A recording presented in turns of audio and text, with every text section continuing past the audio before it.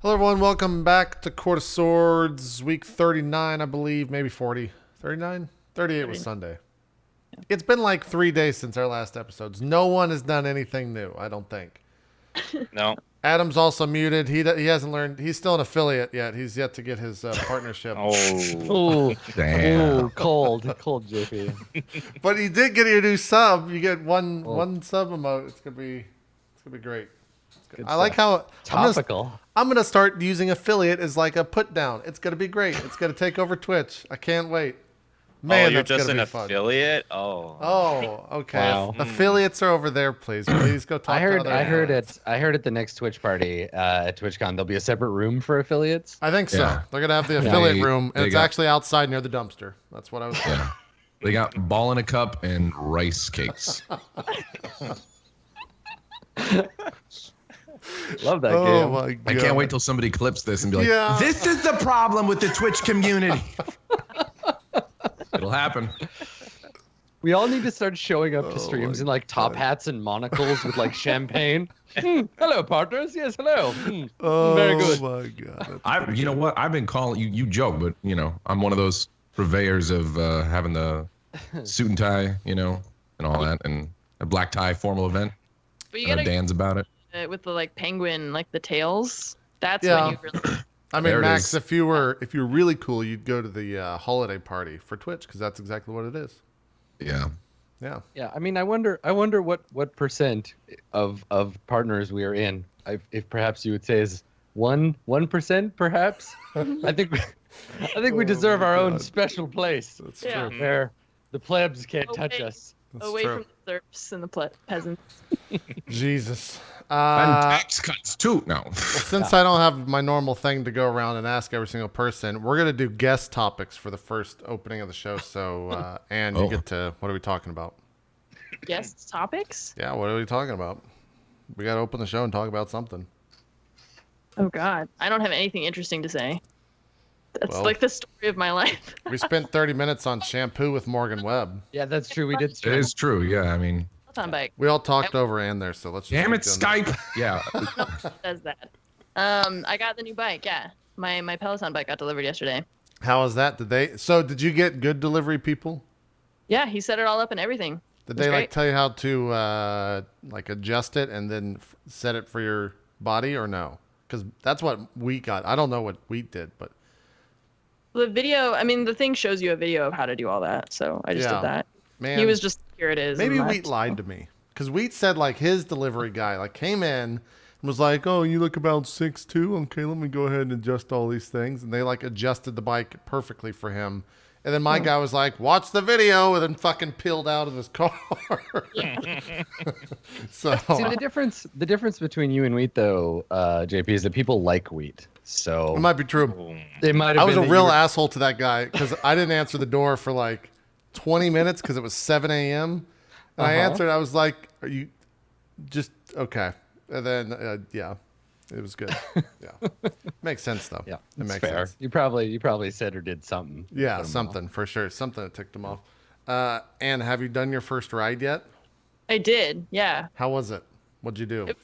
Well, I did one of those like scenic ride things, but I kept going after it ended because I like didn't feel that tired yet. Uh-oh. So, but I like my legs didn't hurt, but my ass hurt from sitting on that seat. And I told you it's gonna. Yeah, you got to I get got one- adjusted to it.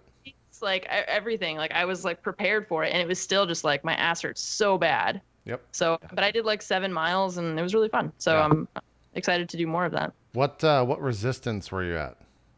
So I accidentally started with my resistance at like 80%, and I was just like, "Why is this? This is part of the real bike." And That then like I, doesn't move it. A full stop is 100 for reference. Yeah. So I turned it down to like 35. So Yeah. Okay. You should do some of the guided I don't know what they call them. The like classes. yeah, the classes. Yeah, just do some of those. That seemed like too much of a commitment for my first time. I was a little nervous. They have beginner classes which are easier than what you just said. If you did 35 at 7 miles, they're much easier than that. They're like 30 with peaks of like 45 at like 4.5, 5 miles, roughly. Oh, okay. Yeah. Cool. Yeah. You could probably just do the standard classes, I would Yeah. think. Just don't go to the pro cycling. Just check out the pro cycling class and check out the 2-hour bike at like 50 resistance or something. And I don't understand how a human being could do that and not die. It's fascinating to me. So, well, that's cool. You got your bike. What about the shoes? Did those things, the way that they snap into place, are those odd to you? They were really odd to me the first time.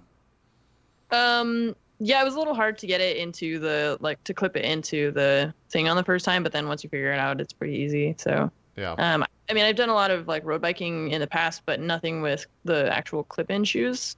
Do they do that for like actually biking? Yeah. That A lot of seems street- a lot of street dangerous. bike too.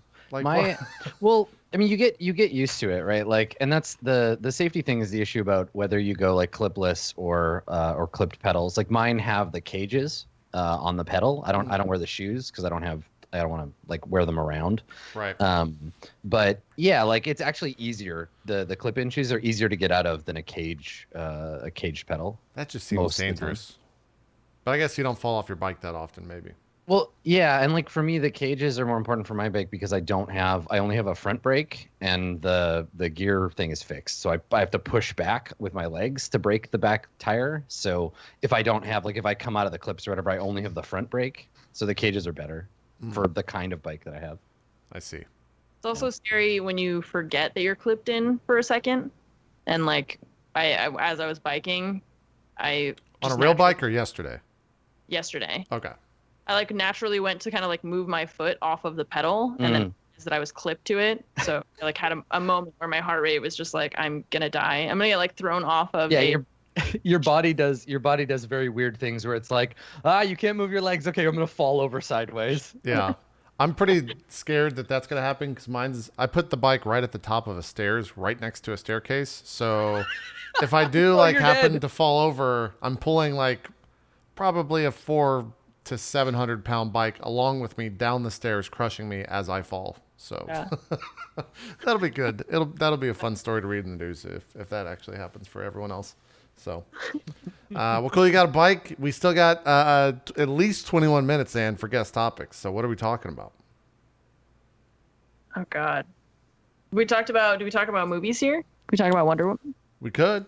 Yeah. Seen it? Please don't spoil anything. Okay. Or I'll just headphones off. It's fine. We won't spoil. Well, no, we never spoil anything anyway. People Let's don't. think of a real old movie that everyone's seen already. How do you guys feel about Die Hard? You seen Die Hard before? That's Best a good Christmas movie ever. It is the best one. Christmas movie That's ever. a good. We've had that conversation, I think, have. on court. We Yeah. have. That was with maybe Strippin was on there because he said it wasn't a Christmas movie. Yes, I remember that. That's always died. that's the thing that happens whenever you bring that up. There's always some people that are like, it's not a Christmas movie, and I'm like, I don't care either way. Yeah. Yeah. People really, really like their taxonomies, and I think folks see bits and pieces of this, but to really understand how obsessive people can get about like genre and taxonomy and shit, you have to listen to heavy metal music. That's where that's true. that is where like the deepest, shittiest taxonomy arguments are. Like, I'm pretty sure that they're classified as doom and not sludge metal. Thank you. That so could probably maybe you be should get true. good. That could be true with electronic music, maybe as well. Might Oh, be a yeah, little bit, yeah, little bit less, but totally. yeah, I can see what you're saying with that. Whether something is EDM or dubstep or not, yeah, it's really bad. Music is really bad for that. Yeah. Yeah. Movies, thankfully, not so much. Yeah. But yeah, people love that stuff. Yeah, to answer, I have seen Wonder Woman. It happened the way it always happens, where if a movie comes out that I'm like probably gonna go see, everyone does all the hyping, and then I'm like, oh, this movie's gonna be fucking fantastic. Then I go and see it, I'm like, man, that was like so mediocre. Like that was I mean, you such had the same problem with Mad Max, right? yeah, but that There you go, movie 'cause I was remember us hyped. talking about it. That was hyped to astronomical. I mean, that was like the holiest of holy. That's the Citizen Kane of millennials. Like it was fucking crazy. And then I was just It's like, still a pretty good movie. yeah. I mean, it wasn't bad. I can't fault it for being anything bad, but it wasn't. I didn't have the same experience of it being incredible for both movies, for both Mad Max and Wonder Woman, and the whole. I don't want to spoil it for Max. There's themes at the end of the movie where I'm just like, Yes. really? Like, Yeah. really? there's a scene, a big action scene in the middle that's very like cool and exciting and uplifting, and you're like, yes, I see why people like this. And then there's a thing at the end where you're like, what the fuck, really? Like Yeah. I had that moment of confusion where I was like, wait a second, am I misinterpreting this in some like dramatic way? Like, did I fuck up here? But no, yeah, I know the moment you're talking about, and it was, Yeah. I was gutted. I was like, why? No. Yeah. Really weird themes at the end. What did you think of it, Anne? Have you seen it? Yeah, I really liked it. Definitely not in my like top favorite superhero movies by a long shot. Yeah. But it was really, I think it was really well done in terms of. Well, I don't know. I don't want to spoil anything. Yeah, you can't, it's hard to talk about the movie when you can't talk about it. Yeah, but I mean, as far as like recent DC movies, especially, I thought that it was definitely better than the other And one. that's a conversation we definitely had with Strickman before an episode of NBA Jazz, where we were talking about how, because DC has been such a shit show for such a long time, they could literally do anything even remotely mediocre, and we'd be like, "Yay, good job, DC, you did it! Have a gold star. We're Pretty so much. proud of you for Like, this not wasn't great, but embarrassing better yourself." the other things that you have done. So And good the job. funny, weird enough, I'll say two things that'll get me a lot of hate because Adam is right. And those are, I thought Suicide Squad was entertaining and not that bad of a movie. And some people just fucking hate that movie with so I haven't much. seen it. So much. And the second thing is, I think the Wonder Woman theme is fucking, it makes me laugh so bad every time it starts. And you hear that like stupid guitar thing or whatever. I don't even know what instruments plays that terrible sound. But every time that starts, I just start laughing in the theater or at home. Well, or that's whatever. just because you hate women, man. I mean, That's what a just lot of it people is. contribute it to. But it turns out it's just. I mean, clearly, if you don't like Wonder Woman, I mean, that's what I'm hearing. If it wasn't the best movie you have ever seen in your entire life, then you're a sexist. I'm a woman, I know. it's probably true. It's probably true. true. Speaking for all women everywhere. Thank you, Yeah. Anne. I appreciate that. It's good to have your. Would you say that people that haven't seen it are human garbage?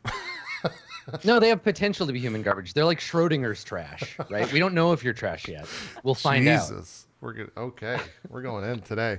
What about Spider-Man next week? Anyone excited? Holy shit! It's coming out already. Yeah. Yeah, I'm Is pretty that the one stoked. where Tony Stark's like, "Hey, come It's under my Tony wing." Stark with a slice of Spider-Man. Yeah, with a slice of Spidey. Yeah. I'll watch that. That's fine. Yeah, I'm Cool. pretty excited for it next Thursday. I hope it. There are a bunch of like, they did the thing where you can't review it yet, but you can talk about the movie and how good it was on Twitter. So like video games nowadays. Pretty much, yeah. So everyone that's seen it was in like the press screening is fucking like, oh, this movie's fucking fantastic, but we can't say why. Signed a thing, talking, and you can only say positive things. Yeah. But No reviews, just positive impressions. everyone said it's really good, so I hope it's good. I'm excited for that. Dan, what about you? You seem like someone who necessarily doesn't watch movies too much. Is this true or bad? True or false, rather? Last movie I saw in a theater was that new King Kong movie, Kong Island or something. Skull Island. Was that any good? I didn't see that. I didn't even know that came out. It was all right. It wasn't too bad. It was a decent movie. Who The does last he movie I fight? saw before that was not Rogue One, but the new Star Wars. So I see them very rarely. The new Star Wars. The Force Awakens. Oh, okay. Yeah. You watched Rogue One the other day, though, on home Yeah. video, though, Yeah. right? I saw your tweets. Yeah, I watched it online. I rented it. It was way hyped up and wasn't quite as good as I thought it was going to be Man, hype kills until shit. the very last minute. That last minute made it worth it. Yeah.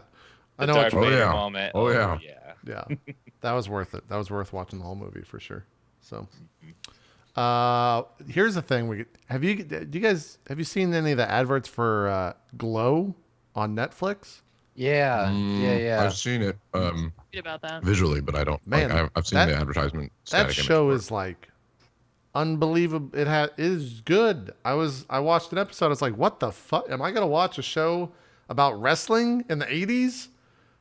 Like, what the fuck? And then I'm on like episode 8 or 9. They're very quick, like 30-minute clip or 30-minute episodes, and they're fucking fantastic. It's really, really good. Like Netflix. Is it like here? It's like I guess you could say it's like comedy. It's like comedy drama type deal. I don't know. Yeah. I'm trying to think, because in some ways it's also like very true to life with how like wrestling actually is.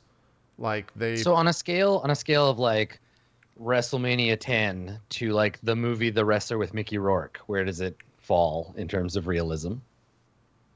probably in the center. Yeah, that's kind of what I was figuring. Yeah. Yeah. Like it treats wrestling with reverence and respect. It's not like they have a character written in there like this is all fucking make believe and stupid and dumb. And then it's like, wait a minute, this is a soap opera. This is the best thing ever. I love soap operas and now I love wrestling, like that type of stuff, which is kind of it's cool to see. And I'm not the biggest wrestling fan either, so I guess for me to take interest in a show like that sounds like it means a lot. I think that's a really cool way to get people invested in, or at least like learning about things they wouldn't otherwise. Is just put like a good TV show behind it. Yeah. And then suddenly people care about like, or are interested in learning more about like, how do prisons work, or like what's American politics about, or like Netflix does this where they just pick let's learn about hip hop in the 70s because there's a TV show about it now. Like we're entering this place where they can take risks on weird 1-season shows and be like, I don't know, let's do a show about ladies wrestling. Fuck it, whatever. Yeah. And there you go. Yeah, and if they hire decent, right. How is meth made? What's meth about? Tell me about drugs. Yeah. Let's talk about the story of drugs. Yeah. That's super cool. I never finished the latest season of House of Cards. I got kind of like bored of it about 9 episodes in or 10 episodes in. There were a lot of filler episodes where they're kind of stretching things out. Does it get good? A lot of the big seasons, big shows nowadays, like Walking Dead and stuff, kind of have these filler moments where it's like, you don't really need a whole episode for this. Yeah. Cut this down. Yeah. But yeah, it was. I would say it's worth at least getting to the end. It has a cool ending, I would say. Okay. Is that the final season or no? No, No. I don't think so. Okay. They definitely go in at least one more season. Okay. Yeah, I just finished watching it recently, and I think Dan's on point with this. Is that there's some episodes after the like midpoint mark that it grinds a little bit. It finishes pretty strong that season. I might have to watch that. Yeah. I've been watching a lot more because instead of staring at the scenic vistas in front of me on my bike, I'd rather stare at women wrestling terribly in the beginning episodes of Glow. So that's what I've been doing. Yeah. That's why I did the like a 20-minute scenic ride or whatever, and I was just like, be watching because I just started watching. Well, I'm in season 3 now of House of Cards. Yeah. So I was like, I could just watch like an hour of that instead of this. Apparently, there is a way like people have like quote hacked the Peloton bike stuff to where you can hook up whatever you want to that monitor. Yeah. And it'll still track everything on it somehow. I don't know how they did that, but I haven't looked into it yet. Like installing the Google Store, like Google Play Store APK to that. It's like essentially a giant tablet. Yeah. So, Yeah. yeah. I don't know if I want to try that or not. Yeah, I don't know. I don't want to break it and then just like have a monitor that doesn't. It has my reflection in it. I don't want to see myself biking as I'm biking. That's not a good thing to do. No. So, let me know if you do it, and then if it fails or not. Okay. Do any of you watch Orange Is the New Black? Yeah, I'm just about done the current season. I got I've like seen it, but I dropped off on that show hard. I got 2 seasons in. I was like, I kept waiting for her to get out of jail because I was more interested in her life rather than what was going on in jail. And they were like, nope, you're staying in jail and you're going to start caring about other characters. Well, that's what's good about that show, right? Is that the longer it goes on, the less interesting Piper becomes. Yeah. And then now, like in this season, at least, every time there's an episode that even remotely focuses on her, I'm just like, oh God, move on. Because there's so many more interesting characters, which is, I guess, the point. Yeah. Mm-hmm. Do you like it, Dan? Interesting. I was gonna say the new season is kind of like the weakest one so far for me. It's sort of just I don't know, just not really enjoying it too much, as much as I've liked the previous ones. Yeah, Erin Aurelian watches that show religiously when it comes out. She'll binge it and everything, and she's said kind of the same things you did. So yeah, there are bits and pieces of it that are interesting. But I would say it's probably like it's ironic that it's kind of a slow feeling season because there's it's so like congested. It's in one little like time period. Like all the other ones seem to take much longer. Like they kind of wander around the calendar a little bit, but the whole season so far at least has only been a few days. like 2 or something, and it's almost done. Yeah. So they're taking some risks with the pacing of the show, and some of them are paying off, and some of them I think are not so much. Yeah. Yeah, I got to start. I was rewatching Mad Men, which I've talked about on the show, but I'm like right on the edge of when they do the flash forward in time, when the show like gets really good again, almost. Yeah. And so I need to get back to that, but I've just been watching other stuff. So Yeah.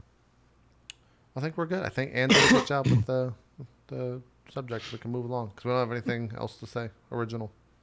This is what happens when we have shows too close together, because all we do is like play video games on the internet, and so Yeah, Dan, we talk about how easy Darkest Dungeon is if you'd like. No, I'm good. I'm still triggered from that. I said to Dan on Twitter, because Dan was talking about losing a bunch of characters on Twitter, and I was like, you better be careful for the next 4 hours, son, because I just needed him to resist one death blow, and he couldn't fucking do it. Just, I didn't watch you play earlier, so I haven't seen what you were talking about.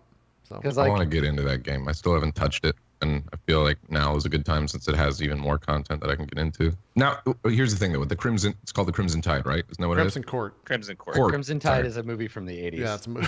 Yeah. I think about submarines. It is, yeah. It's a I good don't movie. know. I I think. don't know.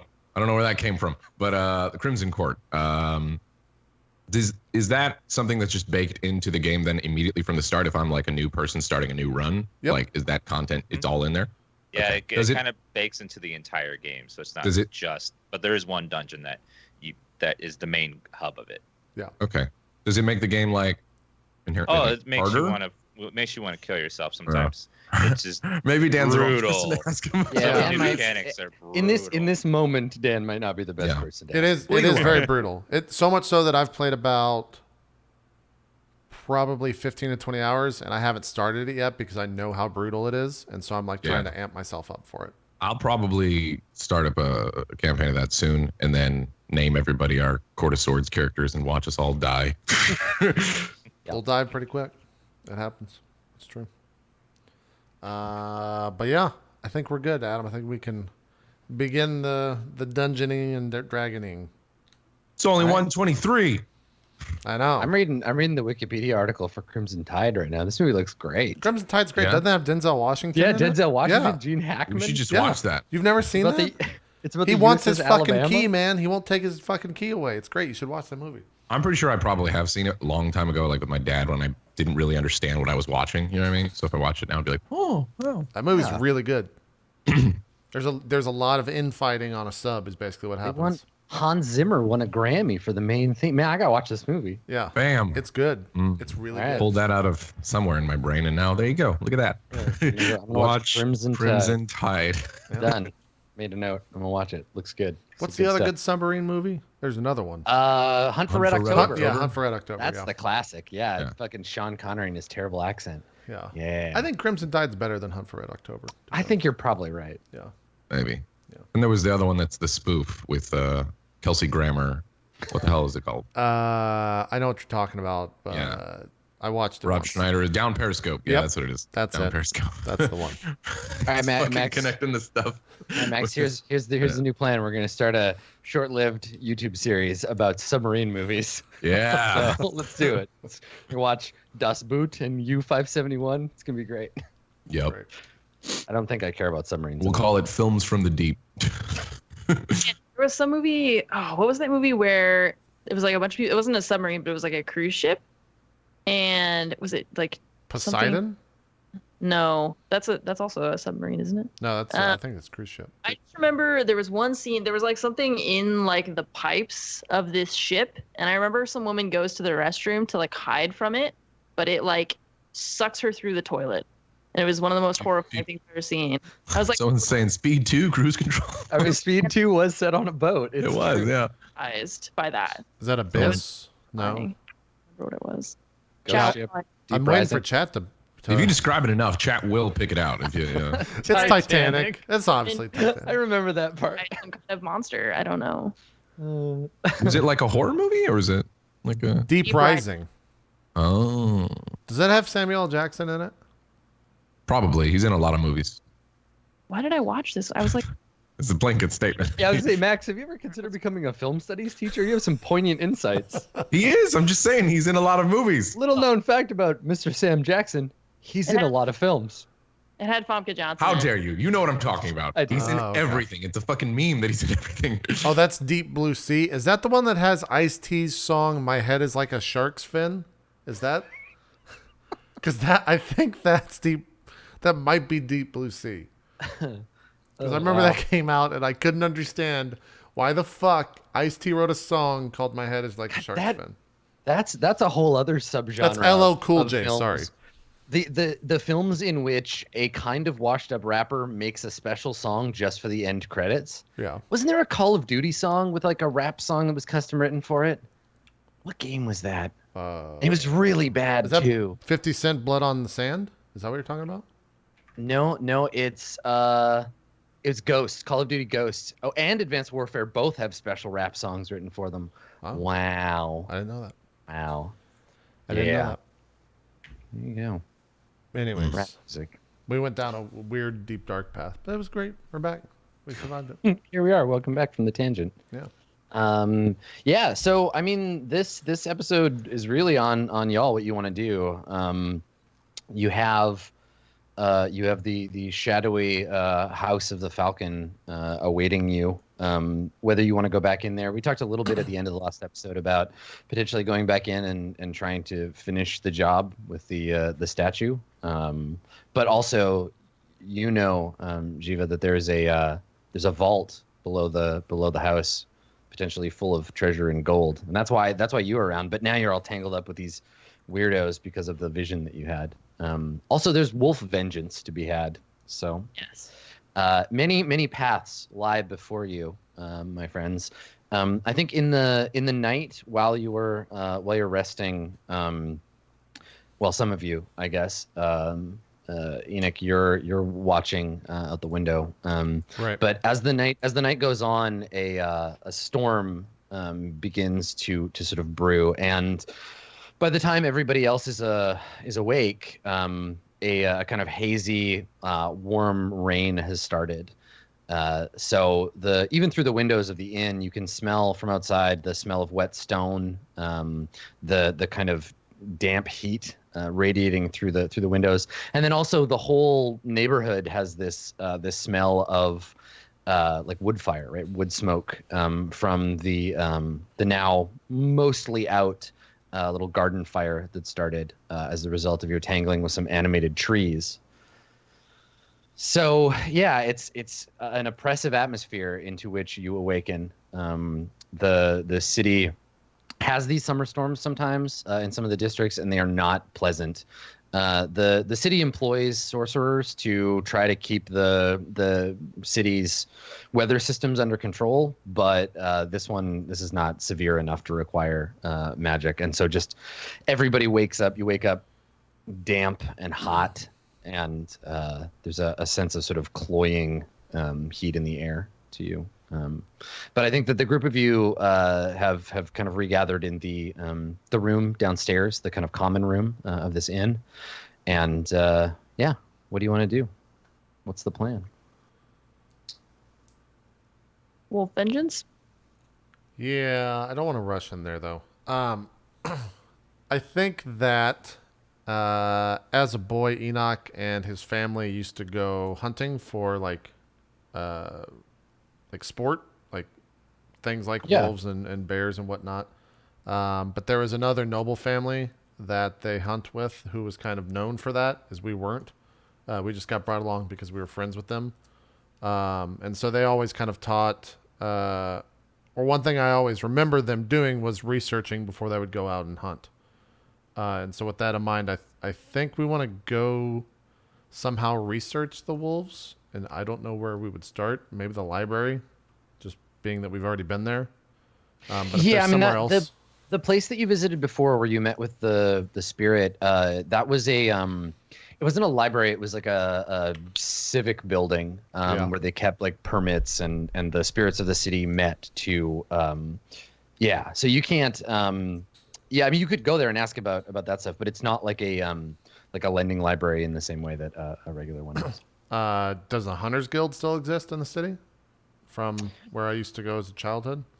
Or as a Yeah, I mean, child? I don't know if you have the connections you once did, given the state of your house, but yeah, I mean, I think that the noble houses that live in the city still do so. You could try to find someone that you knew from there. As far as like actual there's not a lot of hunting that gets done in the same way there's not a lot of farming that gets done in the city of Brass. The city is very much kind of post making its own stuff. The countryside around it does all the farming and everything, and then ships things in and imports things into the city. There's not a lot of hunting done. What you would have done would be sport hunting in one of the like parks in the city owned by the nobility. Okay. How do the other noble families look upon the house that I was a part of that maybe no longer has a house? They probably don't even know that or think that you're alive, right? Because Okay. your house is kind of like collapsed, right? Yeah. Yeah. So it would be a surprise to any of your. I think since that happened, unless you've already gone to see them, anybody that you were to show up at their house and be like, "Hey," they'd be like, "Holy shit, I thought you were dead." And then when we went and visited the civic center, or the civic building, as you said, did we get any information on the wolves? No, because you were looking for the park. Yeah, you were looking for. We didn't even know the wolves existed, right? Only that Max saw wolves of something in his dream or in his sequence. Okay. Yeah. So the tower granted Berg a vision of these wolves, where up till recently, they could have very easily have been a metaphor. But now you've seen them in real life, and you know of this garden because of what you researched at the civil library. Okay. I don't know what I want to do then. If you guys want to go in there guns blazing, we can. But if you want to try to research it, I'm up for that as well. It just might take a little bit longer. Yeah, we could try to research. Like we've seen that they have like human eyes. Mm-hmm. So There's no like research curses or magic that could turn someone into a wolf. Yeah. Is that they might just not be normal wolves? Is that a mean, well, go ahead, Max. No, I was just saying, like, as far as I know, there's no real like super rush to get in there. Like, sorry to say that your party members died.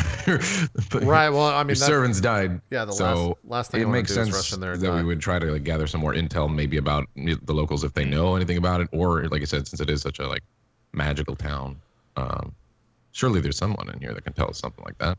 Is it the local library?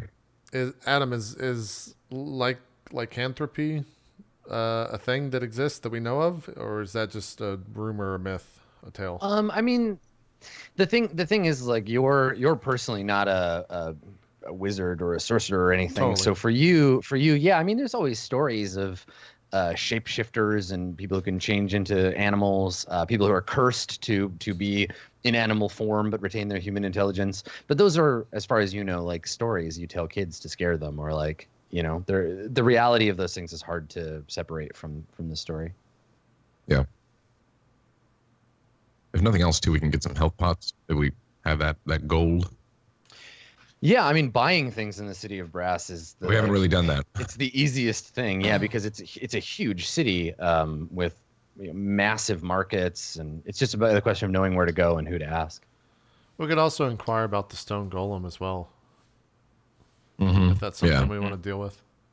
Yeah, maybe we could find a way to damage it with, or like there's a certain type of weapon that could damage it or something. That motherfucker was tough. Yeah. That's true. Yeah. I just don't know where to go. I guess maybe is there like somewhere at the inn that we're staying where we could just go and ask, hey, like, where's a good place to go seek out some more information, or is he just going to point us to the civic center? I mean, it depends on the information you're looking for, right? Like, this guy is a keeper of a kind of failing inn, and he probably only really knows about like food and drink and the visitors that come and go from his tavern. Depending on what kind of information you're looking for, you'd have to go to different places. he could point you towards something, but you'd have to give him more information, probably. I mean, he's around, like he lives here, right? So the group of you are downstairs. I don't know, have you gotten a meal? Like, are you sitting and eating breakfast together? Or? Yeah, we're probably just having. Yeah. At least I'm quiet. I'm not like. Berg's probably having some bread and some soup. They have a haunch of some sort of mutton or whatever. You know what I mean? He's on there. Yeah. Okay, so yeah, I think that the innkeep has brought you. He's brought you some food, and maybe he's at the table when it occurs to you to like ask. Yeah. So what do you ask him? Do we know his? Well, I guess I'd look at him and say, "Hey, what's your name, by the way? We never introduced ourselves." And he kind of like squints at you like it's a strange question, and he puts a hand out. He says, I'm Gyron." I'd stand up, brush myself off, and shake his hand. Hi, my name's Enoch. These are my friends. What do you know about the estate next to the inn here? You hear things? Any rumors about it? He kind of looks out the window and he says, "House of the Falcon's old. Family's been here longer than mine has. We came in some generations back, mountain tribes, but they were here when we arrived. Imagine the house will be there after I'm dead." You hear anything interesting about it? And I kind of like reach for my coin pouch as I say that. Yeah, he chuckles and he says, "Well, of course. Don't say chuckles. Little more to do when you're around nobles all the time than to gossip about them. You hear things. I can't speak to the truth of them, but they say the house has been in decline sometime. Some bad choices made in past. You hear things about business dealings, betrayals, split in the house. Hell, he just looks over his shoulder, and you can see, like through the window, like smoke kind of like rising up out of the yard. And so he says, "Well, the common folk, they like to see these nobles fall. I'm sure there'll be a crowd gathered by the gate to see what all the fuss is about by midday. But well," and he kind of realizes he's been rambling, and he kind of like looks at you and he says, "Why do you ask?" And he like looks at the table and looks at your collected group. Yeah, I look back at the group and look back at him like, well, "You're a smart man. You could put two and two together. Did you hear anything else a little bit more interesting than, say, the house in decline? Any other rumors that, of course, wouldn't happen to be true?" He says, "Well, it depends on what you find interesting and what your purpose is." Let's just say things out of the ordinary. He shrugs and he says, "Well, I mean, used to be some weeks back that you'd see a carriage or a servant come and go from the place during the daytime hours, but of late, only traffic to and from the House of the Falcon comes at night. And there have been sounds, especially the last few days, a howling. They say they're keeping a chimera or a manticore in that place. The way I hear it, it ain't no natural creature." Who goes in and out? He shrugs. "Cloaked servants. The kinds of folks that do nobles' bidding in secret. Huh. They don't stop at my inn, that's to be sure." Okay, I think that's enough information for us. We appreciate that, sir. We'll probably be back later tonight if you want to keep the rooms. He nods and looks pointedly at the sort of empty room, and he Yeah, he I says, say that. It like echoes throughout the empty yeah, hall. he says, I'll try to hold back the crowd for you." Okay. I just sit back down. Sir, before you go, do you know any places around, any experts around here on, say, curses or anything of that nature? A researcher by any chance? He says, "Well, I'm no academic, sir. I can barely read more than what takes to write a menu. But, well, if you're looking for learned folk, you're in the right place. Now, Ramus, you're not like from here. You have a coloration that indicates you're from another land, right? Like you came from a different court. Yeah, I think I'm from the Court of Coins. Okay, all right, yeah. So I mean, he takes some liberties, right? He says, your by your dress, the color of your skin, sir. I guess you're from elsewhere. But the city of brass, it's the house of learning. There's more books here, I wager, than whorehouses, and that's saying a lot. There's a district by Whitestone Station. Had I a scrap of paper, I would but draw you a map. There's plenty to be read there. I have paper. Okay, so he almost like he didn't even notice you were there because I guess like he was probably very sleepy or asleep when you returned to the rooms the night before, and now I mean you're a halfling, so you kind of go unnoticed. He's like, and he starts a little bit, and he's like, oh, my apology, I didn't see you there, milady. Yes, and I imagine are procuring the paper from your bag. And he draws you a crude map, and he says, this is the House of the Falcon here. And he draws a long line, and he says, this is the Road of Thorns, and this is the station. Shouldn't but be a few hours of travel. Thank you very much for the info. We'll look for someone there. And he nods. Berg kind of motions to the others like, perhaps maybe we get more elf potion lest we encounter. and then he just doesn't know how to describe it, so he just goes, like,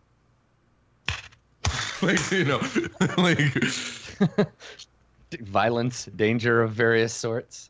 Yeah. I look back to the innkeeper. What does he think of the way Berg described that, or did he walk off? He's doing that thing where he's kind of like nearby in case you need him, but doesn't have much else to do. So he's just like wiping a table no one has used in a few days. Okay. Yeah, I keep an eye on him then and turn back. Yeah, we can get some of that. We'll do some side shopping as we're getting some information. That's not a big deal. sick. Okay. Anyone need any more time, or can we depart? Let's get going. It's going to be a nasty day out there today. I'm ready. Ready. Yeah, we Okay. stand up and make way. Follow the map. All right. Yeah. So the group of you head to the nearest station and then travel from there to the district that the innkeeper sent you in. The station that you arrive at is quite a busy one, and so we see the shot of the group of you kind of passing through a crowd. There are hawkers shouting their wares kind of alongside the great stone staircases that lead up to the train platform, and the platform itself is a older sort of utilitarian stone structure. It's not fancy like some of the higher city ones, but it sees a ton of traffic. So you kind of merge into this crowd and find your way on the train. Now it costs 2 gold for a ticket, 2 gold a person to take the train. What if half a person? That's racist. Halflings are full people. This is my child? No, the fare is the same no matter who you are. And so you get on the train. Now I wanted to ask, Jiva, have you ever used the train in the city of Brass before? Like, it's expensive on purpose, right? Because it's meant for people who can afford it to use, and it heads far away from where your home is, right? It leads out into the city at large. Have you taken it before? How far away have you been from your home? Me specifically? Yeah. Because these guys, they've been here a while, and we know they move around a little bit. But I'm curious how far you've gone from the kind of lower city where the halflings all live. Probably not very far. Yeah. Yeah. I would imagine that Ziva is still like young in her adventuring years, but excited about going out into the world. Yeah, well, I mean, the first thing you notice, I think, is that you're surrounded by people who are better dressed, better smelling, and nicer looking, and have more servants than anyone you've ever seen before. The crowd is predominantly human, but we see other creatures of varying species. We see a group of dwarven merchants. We see some probably some more like unusual races, some of the genasi in the crowd, and you're surrounded by all of these people who are fairly like well off, right? You see lots of gold and silver jewelry, people dressed in fine silks, perfumed in the various incenses of the court. So there's lots and lots of people from whom, I don't know, what's your response to that? What do you think of that? Do you try to like keep them from noticing you, or are you kind of like wide-eyed, like small town girl in Times Square situation? Yeah, probably a mixture of like anxiety and fear at the new situation that I'm finding myself in, but also like super excited about the potential for adventure. Cool. Okay.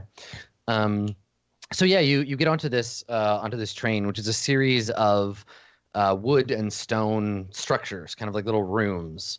That float magically over a track of stone, metal, and what appears to be some kind of strange like fluid track. And so these little rooms like float above them. They have doors that an attendant opens and people file in and sit down, and you get in and you can feel it rocking a bit like a boat on a river as the cart is whisked away towards the city. And as I think we follow you, we can see you're looking out the window, and we see the train lift up on the track and head out into the city, and we can see the city laid out before you.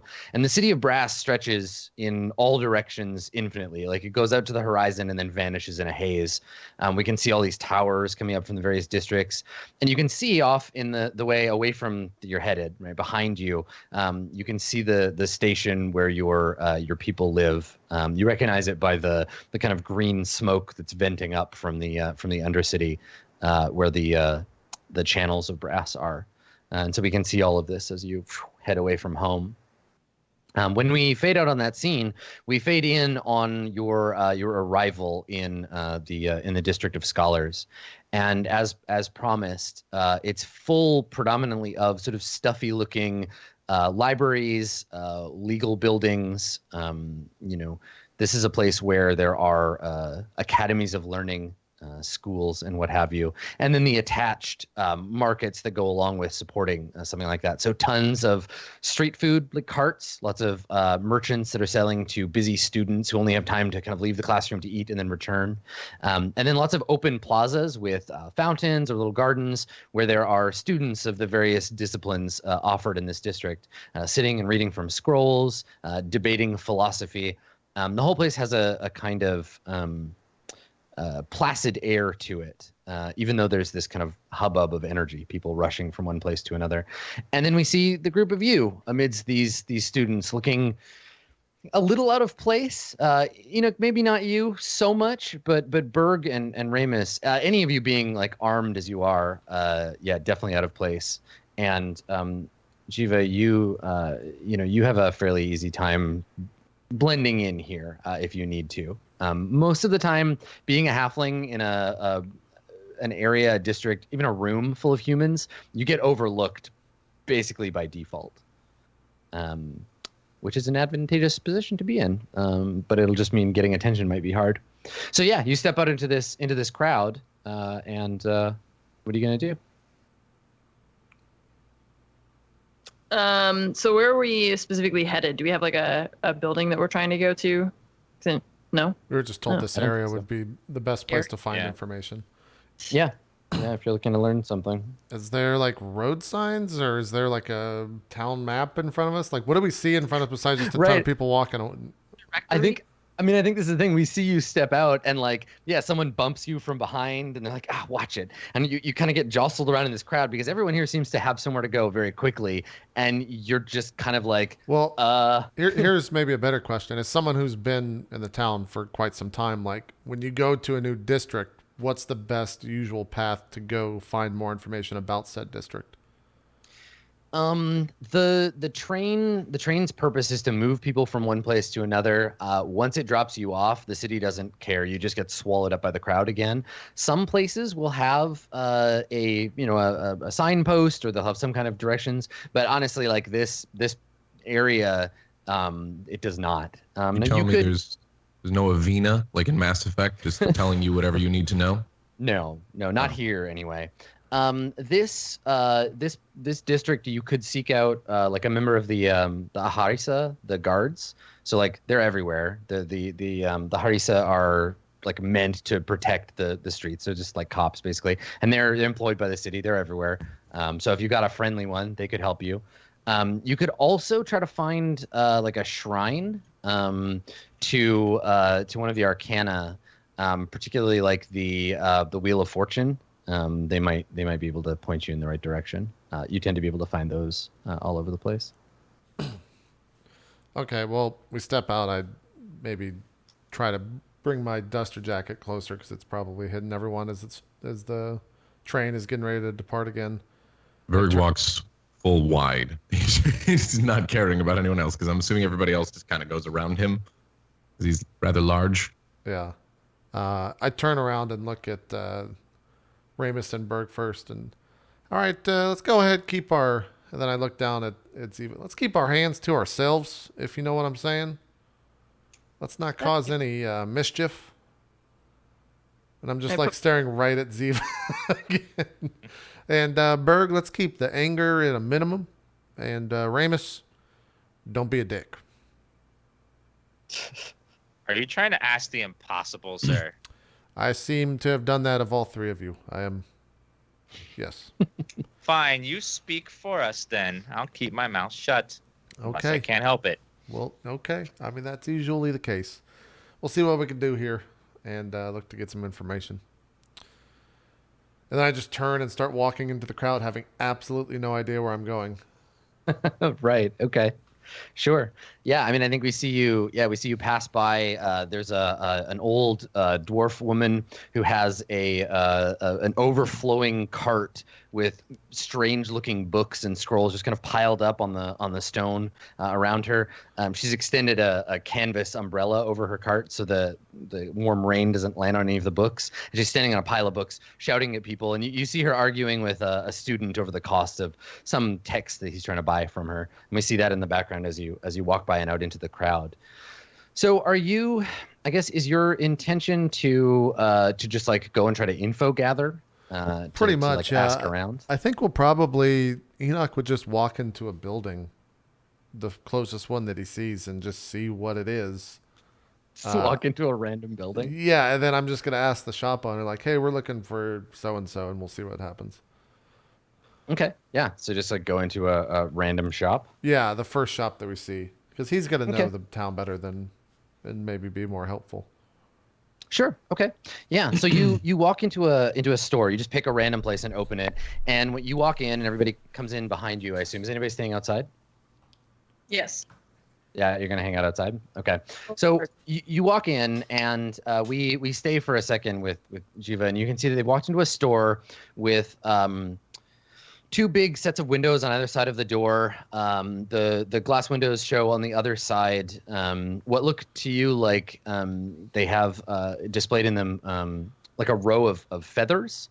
And then there's little plaques describing them underneath. We don't really hang on that. And then over the door, there is a wooden sign that is of a squid or an octopus.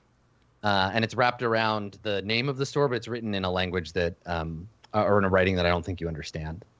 So you, the three of you enter the store. It's quiet in here. So there's the sort of like bustle of the store outside suddenly dampens, and like noticeably so. Like there's probably some kind of charm that's been laid on the place to keep it quiet. It also has a distinct kind of like a strange smell. I don't think you really recognize. On all the walls, there are glass bottles. It looks like you've walked into like an apothecary shop, and there are all these glass bottles with like purple or black or blue like fluid in them, and they all have little hand-drawn or handwritten labels, and they extend all the way up to the ceiling. Ahead of you, there's a desk And the desk serves as a display case, a glass display case, which has more of these like long individual feathers in them. And then there's a big book lying open on the desk, and behind it, there's a person standing who looks up when you approach. This person has a slight indigo tint to their skin, and they have long black hair that is like bundled up on top of their head and stuck through with a pin, and they just kind of like look up when you come in and smile as one would at new customers. Hello, sir. I'm kind of looking around. Nothing. Everything's catching my eye because it's all peculiar enough to do so. What is this place? We're not from here, you see. Right. There's a slight sigh. You see a slight. We're not from here. Yeah, a slight sigh, because now the sale is going to be much more difficult than someone just coming in looking for something, and they say it's an ink shop, sir. We sell inks. Oh. Inks of all kinds. And there's enough. They gesture to the wall. There's enough interest in inks to facilitate a shop. You can run a business on this. Of course, sir. Huh. I'm just kind of like lost looking around. Yeah, Berg also is just like, Yeah, they say in addition to our vast selection of ink, we sell also quills and have a number of finely crafted dwarven fountain pens I could interest you in if you'd like to see them. No, that's okay. Hey, we got some we're new in town and we're looking for a couple specific things, and we figured that it'd be best if we just went and asked someone who runs a shop here. He'd probably know the place better than someone outside. But for some information, we'll and I just kind of look at a random bottle of ink. We'll take that ink right there if we can have some information. Okay. So you just like point to a random bottle. Yeah. Yeah, they come over and take the bottle down, and they're like, a fine choice, sir. And if there's any questions I can answer for a customer such as yourselves, I would be happy to. Berg's just like, Do you happen to have a jet black quill?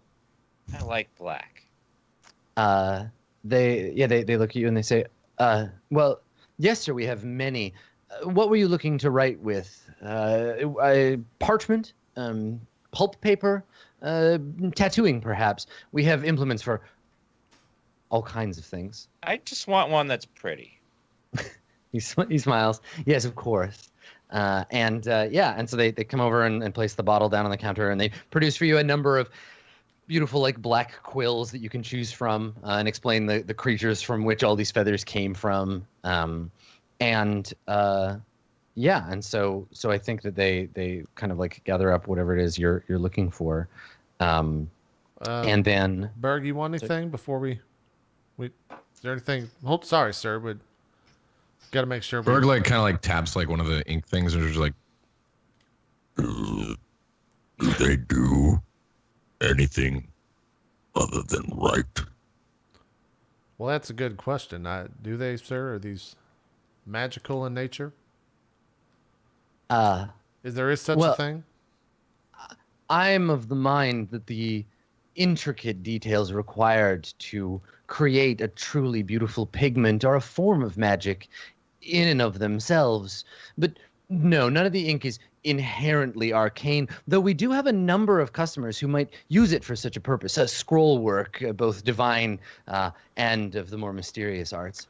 I turned to Ramus, and to the best of my ability under his breath, that's going to cost us probably 1,000 gold, just him saying that, by the way. I turn around. Oh, okay. How much does this run usually, sir? Like what you have on the table? Yeah. He says, this ink is derived from a particular species of miniature rock kraken, only found on the northern coast. A bottle of this size, the going rate is 400 pieces of gold. There. I mean, Well, I mean that's not too bad. Ramus, how? I turn one second, sir. Ramus, how are we doing on our funds? How much is the quill there too? So the quill that you've chosen is like a long black feather, and they say why these feathers can only be found on an endangered species of winged goblin. They're very rare, but the letters they produce are of utmost beauty, truly magical calligraphy. This example is a mere 1,000 pieces of gold. Out of town, not dumb. Says Berg, the dumb. Yeah. Do you have a chicken feather that's dyed black? But they seem offended. They're like, Well, "Sir, I'm hurt. This now, is now, Raymond. Look, I'm an artisan. I would never Yes. do such a thing." we understand, sir. We're. Do you have more of? Where's the cheap stuff? And they're like, "You'll find no such thing here." Ah, shit. Well, Shit. do you happen to be having a sale by any chance on any items? Yeah, they scowl. They're like, "My prices are my prices." Well, how about we just pay you for information and not for a quill? How I'm about no that? mere information broker, sir. You've come into an ink shop. And now I know a thing or two about this neighborhood and would be happy to help a customer if they had questions. But I'm afraid if all you're looking for is words, you'll have to find them elsewhere. Well, do you have any like little sometimes when you go up to shops, they have like the cheap stuff, like some mints or some leaves that you can chew on, something like that. They scowl and fold their arms and like, "I'm going to have to say good day to you, sir." I knew that was coming. Well, all right. Well, we're gonna have to give him a bad review. It's Yeah. okay. then. Yeah. Well, we'll make sure we tell everyone. Right.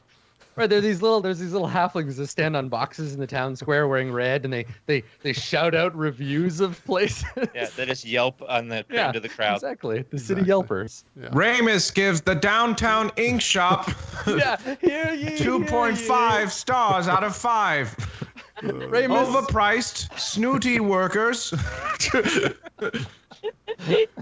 Oh, that's so good. Yep. You can submit a review to the Yelpers League.